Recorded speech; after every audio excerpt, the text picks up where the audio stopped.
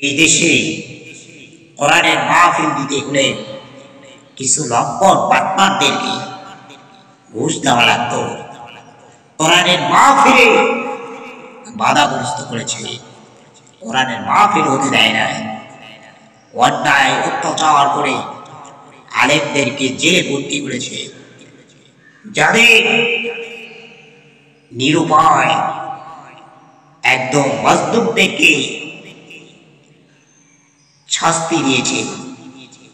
আমার সম্মানিত ভাইয়েরা, জালিমের জুলুম বেশি দিন টিকবে না, টিকে থাকতে পারে না। একদিন ঈদের চাঁদ এই বাংলাদেশে উঠবে।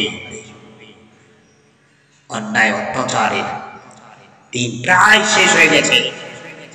খালেকদের উপর অন্যায় অত্যাচার নিপীড়ন চালিয়েছে, হাসছে, দুর্বলের পরে প্রভাব খাটিয়েছে। সেই সময় আর নাই। অমাবস্যার চাঁদ বিদায় হয়ে ঈদের চাঁদ আবার বাংলাদেশে উঠবে ইনশাআল্লাহ।